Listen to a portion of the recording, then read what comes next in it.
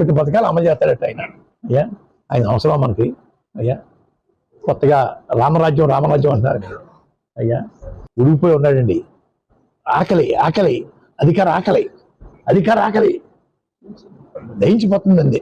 మంట కడుపులో. ఉప్మా తాత ఎందుకు అలా ఊగిపోతావు? నేను ఇంకా నువ్వు మాట్లాడతా నీకు కానీ ఫిట్స్ కానీ వచ్చిందేమో అని చెప్పి అనుకున్నా. నిజంగా దాదాపు ఒక 10 నిమిషాలు 15 నిమిషాలు మాట్లాడినట్టున్నావు ప్రెస్ మీట్ పెట్టి. పైనే మాట్లాడు. జగన్మోహన్ రెడ్డి పరిపాలన గురించి చెప్తాడు అనుకుంటే చెప్పలా. చంద్రబాబు నాయుడు గారిని విమర్శించాలా, చంద్రబాబు నాయుడు గారిని పడి ఏడవాలి. అదొక పార్ట్. ఒక 7 నిమిషాలు 6 నిమిషాలు చంద్రబాబు నాయుడు గారిని ఉద్దేశించి మాట్లాడారు. ఇది చంద్రబాబు నాయుడు గారు హింసను ప్రోత్సహిస్తారు, మళ్ళీ అయినొద్దు, అసలు రామరాజ్యం అంటే జగన్మోహన్ రెడ్డి గారి పరిపాలనే, మళ్ళీ జగన్కే ఓటేయండి. అక్కడ దాకా ఒక బాగానే ఉంటాయి. ఆ తర్వాత వెనక్కి వెళ్ళిపోయాడు మాట. నేను వీరుణ్ణి ధీరుణ్ణి, నేను చేసినంతగా ఎవరో చేయలేదు, ఇంక వ్యక్తిగత భజన అనమాట. నీ భజన ఎవడో చేయట్లని చెప్పి నీ భజన నువ్వే చేసుకుంటున్నావు. కొన్ని 4 నిమిషాలు 5 నిమిషాలు జగన్మోహన్ రెడ్డి అధికారంలోకి వచ్చిన తర్వాత రాష్ట్రానికి చేసిన మంచి ఇది, మేలు ఇది. పోనీ కాపు ఉద్యమ నేతవు కదా, కాపుల గురించే చెప్పు, కాపులకు సంబంధించే చెప్పు, దాని గురించే మాట్లాడు. జగన్మోహన్ రెడ్డి కాపులకు చేసిన మేలేంటి అంటే నీకేదో ప్లేట్ ఉప్మానో పావు కిలో జీడిపప్పు బద్దలో పడేస్తున్నారని చెప్పేసి ఎవడో మాక ఆ భజన చేయమాకండి. ఇంకా అంటే ఎంతసేపు ఏదో 20 ఏళ్ళ క్రితం అలా జరిగింది, 30 ఏళ్ళ కింద అలా జరిగింది, వాటి గురించి ప్రస్తావించుకోవడం తప్పితే ఇప్పుడు ఏం జరుగుతుంది, రాష్ట్రం ఏ పరిస్థితుల్లో ఉంది, రాష్ట్ర పరిస్థితి ఏంటి, దాని గురించి మాట్లాడరండి. అయ్యా మాట్లాడితే ఈ మధ్యన మళ్ళీ ఒక కొత్త ఇది తీసుకొచ్చాడు. అయ్యా మాటకోసారి అయ్యా ఏమి అంత ఆవేశం అంత పోయే కాలం, నువ్వు మామూలుగా కూడా మాట్లాడవచ్చు.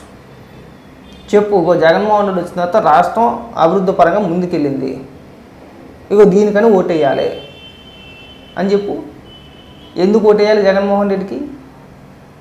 పోనీ కాపు ఉద్యమ నేత కదా, పోనీ కాపు అయినా సరే జగన్మోహన్ రెడ్డికి ఎందుకు ఓటేయాలా? ఏం చేసినట్టుగా ఓటేయాలా? అవన్నీ వదిలేసి ఎందుకంటే ఊగిపోతారు ఇలాగ ఫిట్స్ వచ్చినవాడు మాదిరిగా. వెనక టప్పని పోతావేమో అనుకున్నా తెలుసా. అంత ఆవేశం పని చేయదు, అంత ఈర్ష పని చేయదు. మామూలుగా ఉండొచ్చు కానీ అంత పని చేయదు. మధ్య మరీ బాగా ఎక్కువైపోయింది. వైసీపీ కండువా మెల్లో వేసుకున్నావు కదా, ఆ పార్టీ బుద్ధులు కూడా వచ్చేసినట్టు డైరెక్ట్గా. ఇంకా వ్యక్తిగతంగా ఇంక వాళ్ళలాగా మారిపోయి మనం కూడా విమర్శించేద్దాం, మనకు 2 కొమ్ములు వస్తాయని చెప్పి అనుకుంటున్నావేమో. గతం మర్చిపోవద్దు, మనం ఎక్కడి నుంచి వచ్చామో ఏంటనేది మర్చిపోవద్దు. అయిపోయింది. నువ్వు ఇప్పుడు నేను అప్పట్లో ఏదో వెనకడికో సామెత ఉంది, మా తాతల నేతులు తాగారు మా మూతులు వాసన చూడండి అని చెప్పేసి అని. నిన్ను మర్చిపోయి చాలా కాలం అయింది ప్రజలు.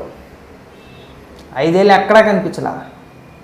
ఈ 5 ఏళ్ళు ఎక్కడ ఎప్పుడు మాట్లాడాలా. ఎన్నికల ముందు వైసీపీలో చేరావు, స్టార్ట్ చేసావు భజన. అంతకుముందు వరకు చంద్రబాబు నాయుడు గారికి లేదంటే పవన్ కళ్యాణ్ గారికి లేఖల పైన లేఖలు, కాపు జాతికి అన్యాయం జరిగిపోతుందండి, వాళ్ళకి న్యాయం చేయాలండి, లేదంటే పవన్ కళ్యాణ్ గారికి లేఖలు రాస్తే మీరు 70 సీట్లు తీసుకొని 80 సీట్లు తీసుకొని ముఖ్యమంత్రి పదవి అడగండి. మనం ఎందుకు వెళ్ళిపోయి ఊడిగిన చేయడానికి? దేహి అని చెప్పేసి మనం ఎందుకు ఊడిగిన చేస్తున్నాం? అక్కడ ఎంత ఇచ్చాడు జగన్మోహన్ రెడ్డి నీకు? నీ బతుక్కి ఎంతో ఇస్తారని కూడా అనుకోను నేను. ఓ పావు కిలో ఉప్మా, ఓ పావు కిలో జీడిపప్పు చాలు, అంతే మన బతుక్కి. కాపులకు రాజ్యాధికారం కావాలి, ఓకే, బాగా పోరాడే మాట వరకు. మరి నిన్నేమన్నా మంత్రిని చేస్తానరా, ముఖ్యమంత్రిని చేస్తానన్నారా? లేదు కదా, మరి ఎందుకు భజన చేస్తున్నాం? అంటే మనం బయట ఉంటే సుతపోసం మాటలు. పవన్ కళ్యాణ్ గారికి చెప్పాలన్నా లేదంటే చంద్రబాబు నాయుడు గారికి చెప్పాలన్నా అయ్య బాబు మనం తపరమేతం ఇంకెవడు ఉండడు. ఇప్పుడు మాత్రం జగన్మోహన్ రెడ్డి కాళ్ళ కింద దూరేస్తాం వెళ్ళి, సిగ్గు జ్వరం లేకుండా. వయసులో పెద్దోడు, అంత వయసు వచ్చింది ఏంటి చెప్పు? వెకిలి చేష్టలు మాత్రం వచ్చినాయి. వయసు పెరిగి కొద్ది బుద్ధి పెరుగుద్ది. నీకెంత ఇద్దరు నీకేం పోయేకాలమో కానీ వెకిలి చేష్టలు వెరితనం వచ్చేసింది, పిచ్చితనమాట. కాబట్టి వయసుకి తగ్గట్టుగా ప్రవర్తించండి. మాట్లాడతాను నేను చంద్రబాబు నాయుడు గారిని వదలను, పీకేది లేదు సచ్చేది లేదు, ఇలాంటి మాట్లాడద్దు. ఈ అతిపేలాపన అతి మాటలు అస్సలు మాట్లాడుతున్నారు. నీకు సిటీ కాదు అది.